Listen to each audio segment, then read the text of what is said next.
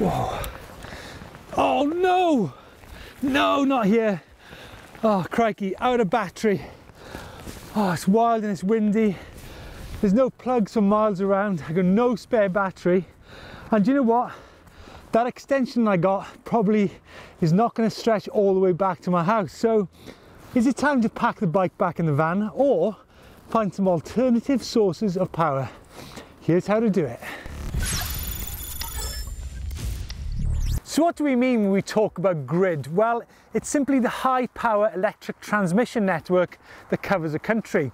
Here in the UK, it's called the national grid, and it's something that us e-bikers are totally reliant on. After we've had a great day in the hills, we come back home and we plug in and get our batteries charged.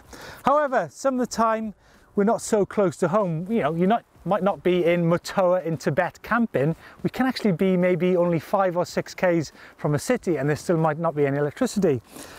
So what can you do? Well, the good news is that some companies such as Bosch are now making power stations up in the mountains. That means you can go for a mid-morning ride, you can get up to some big high altitudes, and there's a power station there where you simply plug in and charge your bike over lunch. Now, over the next few years, I can only see more and more of these e-bike power stations cropping up, especially in places such as the Alps. But already there's a really good dense network of charging stations on the Alps that you can tap into. So check that out next time you're over there in the summer. But that's all well and good, but it's not going to do me much good here in the wilderness of the Forest of Dean. So what do I do? Well, there's lots of options you can tap into. You've got pubs, you've got restaurants, you've got hotels, should I stay in the night. So let's go have a look at the do's and don'ts of charging your bike in those scenarios. Ooh, this looks like a nice place to charge my e-bike. Ah, great, I'll just leave that there. Come charge it up at the bar, I think. You right? Hello. Give some tap water. Anything else? Nice, give some tap water. Well, this looks a good place to charge in. I think I'll just charge in here. Perfect. What the hell's going on? Just charging up. Do you pay the electricity bills? What? No, but I might have... You dirty bikers coming in. Look at the state of that hallway. What? Get your bike out of here. Seriously, First of all, you want a glass of water. You don't spend any money in a off, Mr. Jones. Oh, crikey. Maybe not the best start to charge my battery, really, right? So that didn't go too well. So here is the alternative approach to charging your battery in a pub. Did you enjoy that? Absolutely delicious, thank you. Wonderful. Yeah. Your battery isn't actually finished charging yet. Really? Do you want any puddings, coffee, tea? Do you know what? Another Why not? pint? I'll have a look at the dessert menu, please. Okay, I'll bring it over for you. Great, thank you very much. Ah, wow, that's great. I've had a delicious lunch. I've had a couple of pints of beer, some coffee. My battery is now fully charged. That is off-grid charging at its best. Rather than try to come into a pub, sneak around, steal some electric, really annoy the landlady, that is how you do off-grid charging. Wow, that was absolutely delicious. Thank you very much. You're more than welcome. Can I get the bill now, please? Of course. There we go, Steve. Perfect. What about the battery? Well, we don't mind people charging their batteries, but we do have some charity boxes at the end of the bar. Okay. Just a small donation would be great. Perfect, I'll come in here every day. So pubs, a great place to charge your e-bike. And remember, the longer the lunch, the longer the charge. Just remember some common courtesy things such as don't go dragging your e-bike to the restaurant. Don't walk in there with stinking clothes. And remember to be polite, because if you are, you can probably get away with quite a lot.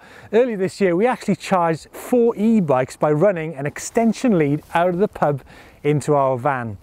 So there you go, pubs. Now, what about if you're stopping over for the night? Hotels and bed and breakfast. Now, the same rules apply in terms of being dirty and politeness. However, there's a few more complications because some bikes have removable batteries and some do not. Now, we've been on countless trips this year, and on some occasions we've charged our e-bikes in wet rooms, in garden sheds, in waiters' smoking rooms, in laundry rooms, no end of places. I think the secret here is actually if you haven't got a removable battery, then you should maybe call up ahead just to check out whether you can charge your battery there. Now, you're out and about riding in the woods and you spot this cafe in the clearing. So you make a beeline for it, you come in, you scope out, is there any electric points in there? You don't see any, but then in the corner of the room is a beautiful trio of fridges with that gold dust, that electrical socket, but it would be really unwise of you to go unplugging these, simply because the ice cream's going to melt, it's going to go on the floor, the Coke's going to get warm, the food's going to perish, and crucially, Funky Monkey is a drink best served cold rather than hot. Oh, what? Can't believe it, I've left my keys in the wife's car. Can't charge my e-bike battery up. Let's go and see what Ray's up to. He's fanning around with his car here. Ray! Yeah. Oh, I can't believe I left the keys in the car at the house. Can't charge my e-bike battery. What are you doing here? Well, I've just charged mine. I can put yours on and away we go. You've got to be, what, on that little car? On that little car, it's all set up already. Are you serious? Yeah, my last car, I bolted it up, so it was already fitted. Just opened the bonnet and away I went. After I went for a run on the bike, I just stopped and plugged straight in. So I can get you going right now. Where's your bits and pieces? Well, you got your battery? Here's my battery, Oh, yeah. There's your charger. There's my charger. You left it on the curbside. Okay, let's go. So Ray, talk us through what you've got here. What's that there? This is a small inverter, costs about £70. You can get this from your normal electrical wholesaler. Right. This little unit I put on for myself just to tell me that it's working and it's taking the power. Right. And this is a £2.50 thing from, you know, Home Bargains or something like that. Yeah. Just tells you the state of the battery. Right. Because when it gets down to the red only, you know it's going to switch off. Now, I'm interested to know what this thing does on the. Does that tell you how much power is coming out of the battery? It does indeed. It tells you how much is going from here into there, which is your battery unit. Right, should we test that first then? Yeah, absolutely. Right, so got a nice plug there for you. Look, I know you like the 3-point plugs. I'm not having the 2-pin ones. Let's pop her in. So if we pop this in, like that. I will plug this in here? Yeah, plug that into there. So now is you switch on here. Right. The green light comes on. You can see that's dropped a bit, but that's no problem because I've already charged my battery. Yeah. So for the purposes of demonstration, here we go. What does this say? 230? That's the voltage, same voltage as you'd have at home. So is that really important then? Well, if you haven't got any volts, no charge. So here we go. This is 226 volts, which is close enough for 230. We're going to press the watts button now. Tells us we're taking 187 watts. That's coming from your battery and it's driving, and so you're charging up. Seems to be charging my battery quite well there. Well, it will be. But Ray, I need to go to the pub and have something to eat. Can I just leave that there? You can indeed. Can I just leave that? I'm really busy, Ray. I can't. Yeah. You know, well, you fly over there. Right. I'll keep an eye out for you. But what about if you get called off? Can I just leave that charging? You can indeed, because what will happen is when the voltage drops so low that the battery will be in a position where it's got a problem. Because I don't want to leave that then. You've got no car to drive away because your battery's flat. No, you'll be fine because even at a voltage of 9 volts on here, it will start your starter motor and you'll be able to get going. So does that thing cut the charge out? This cuts off just under 11.5 volts. Right. And your starter motor will always start at 11.5 volts. In fact, it drops right down. So you're perfectly safe. Right. No problem at all. Right. Do you know, Ray, I think I need to have this set up in my van for the future. But it'll charge a whole battery. It won't charge a whole battery. Yeah. It will charge probably about a quarter, maybe a bit more. But if you start the engine, you're safe. You can charge it fully from nothing. So what I'm thinking here, Ray, is that I can go for a ride on my bike. I can come back for a spot lunch and just chuck it on charge for an hour. You can chuck it on charge before you go and have your lunch. You leave it there. If you've got a problem and you're not paying attention because someone's turned up and you're talking to them, it will take care of it and drop out. You'll come back, oh dear. Start the engine, no problem at all. It'll start up. And then as long as you leave that engine running, you will be charging full power. But you know, I love this idea. It means I can go anywhere in the world with my little car and go for an e-bike ride. You can indeed. You can take that lunch break and you can be up and powered for the afternoon. Great. But there's one thing that you've got to watch. Right. You've got to buy a good battery charger. Right. This is splendid. Yeah. That battery's okay. Yeah. But you need a good battery charger. You mean one of these? You need a good battery charger, and it's got to have power factor correction, PFC. PFC, right. Because if you don't have that, it will be taking loads of power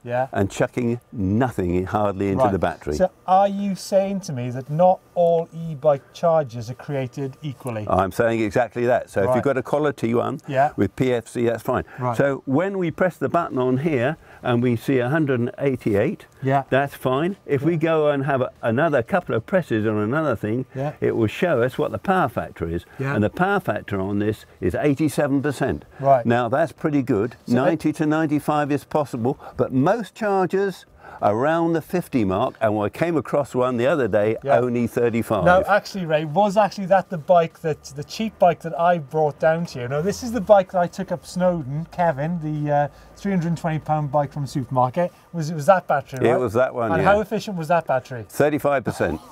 That's 35% of the power that was coming out of the battery was making its way slowly into the bike battery. Yeah.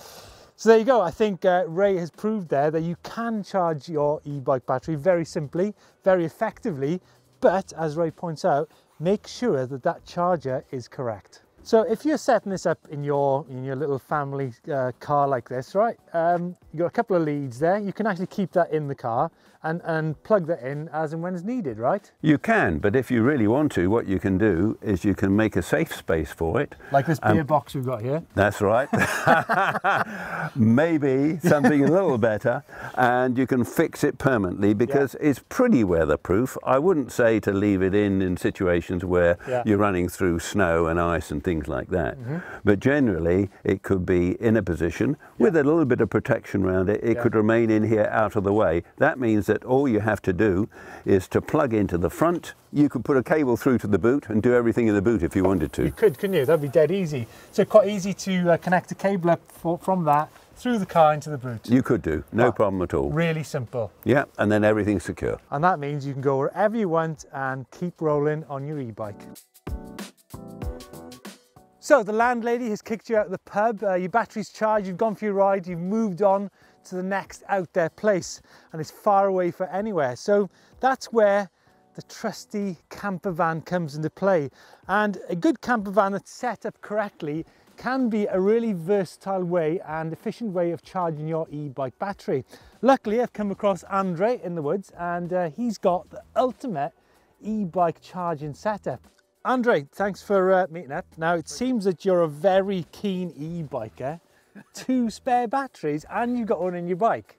No. Sorry, I've only got split. You must still be doing a lot of e-biking, right? I do. Yes.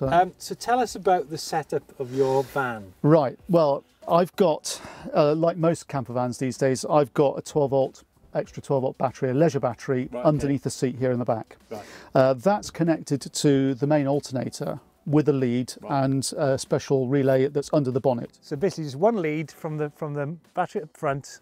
Down through here into the back of the van. Easy. Correct. Easy. Yeah. You then have also a power management systems here. This one allows you to charge that battery from the mains as well. Right. So if you're parked up beside your house, you plug in. It charges your spare leisure battery. Absolutely. Right. Okay. So you're taking that energy with you. That's right. Because these batteries can take quite a number of hours to charge up. How long? It's 5-6 hours. Right, okay. So if you can imagine if you're doing 5 or 6 hours driving, that's quite a long way, and you won't always be doing that kind of driving. Right, okay. So your battery's charged before you leave the house? I tend to keep it topped up. Right. So when I leave the house, I've got a fully charged battery there. Yeah. A fully charged one of these batteries will run down to about half charge to charge one of those. Wow. Now, Andre, you've got 2 Bosch batteries here. Talk us through the perfect weekend e-bike ride scenario. You're probably going to leave house with your leisure battery fully charged. Fully charged. Right? So I'll have charged that up on the mains overnight. So you've got there Friday night, Saturday morning. You get out. You're going to go for your ride. Out for a ride. You maybe get 3/4 of a life out of one of your batteries. You come in, have some lunch. Put that battery on charge. Go out on the other battery. Out for a ride. Maybe you flatten that 3/4. What happens then? Well, so you've been charging the other battery, so you come back and you'll probably find the other battery's fully charged. Right. So you swap over. So then you've got your 3rd ride. Yes, absolutely. that would probably be a night ride, right? Well, certainly at this time of year, yes. But what impact will that have had on your leisure battery? Okay. So you can probably get one charge out of a leisure battery safely. Right, okay. Leisure batteries, a single leisure battery shouldn't be discharged more than about 50%. Right, okay. And because of the efficiencies of the mains chargers and so on, you will have a problem actually getting more than one charge out of a leisure battery. Okay. Because you've not only have you got the inefficiency of the charger to worry about, you've got the inefficiency of the inverter to worry about. Right, okay. So you're on Saturday night. Yep. You flatten both batteries. Yep. Your leisure battery's on, say, 50%. What do you do then? Do you drive off to another location? You can do that, but also if during the summer, Yeah. if you've got solar panels Wow. on the roof, Right. okay, you'll probably find you've got enough current in there to pretty much charge up one battery. Really? Yep. What's your, let's have a look at your solar panel setup Okay. then, Andre. So this is, we're talking here is the ultimate in off-grid setup for your e-bike, right? Okay, so on the roof, Yeah. I've got a 100-watt solar panel up there. Right. Can we see that? You just about to see that up on the roof? And I guess because you've got a luxurious camper, you can tilt that to face the sun, right? Absolutely. You are always looking for a place in the sun. Yeah. When you're trying to charge your battery. Wow. The last thing you want to do is parking under a tree. Yeah, yeah. So tell me, so you must go for these big weekends in the hills then? I do. Yes, I will go for away for 3-4 days. Right. And you can I'll just go. You can use a combination of solar panel heat. Yeah. You can have your alternator driving your motor to charge Absolutely. it up. Yes. Wow, that's a big adventure. It's a big time out in the hills, isn't it? Oh yeah, absolutely. Yeah. Yes, I want to be off grid. I want to be out there. I don't want to be tied to anything. Yeah. Don't want to be having to roll up to a campsite at a certain time. Yeah. Paying exorbitant prices to park up Or for 10 hours. Or go and spend hours in a cafe or restaurant charging your spare battery. This is it. Yes. You know, because it takes what 3-4 hours on the 4-amp charger to That's a lot of charge pints of beer, isn't it? It is. Now I know what you're thinking, this is a bit extreme, right? I mean, I should really have just come in here with my bike and plugged in. However, I've got my extension lead into the toilet, powering my e-bike battery up. I've got the gas lights on to keep warm while the bikes are charging, and even the guys in the background are taking advantage of that little bit of extra electric. So if you want to see more about e-bike batteries, check out the video Chris did on basic battery care and maintenance. And to see really off-grid is, check out Into the Wild, which I did with Hannah Barnes in Noida Peninsula in Scotland. Let us know your thoughts. Don't forget to subscribe to EMBN and give us a thumbs up. Cheers.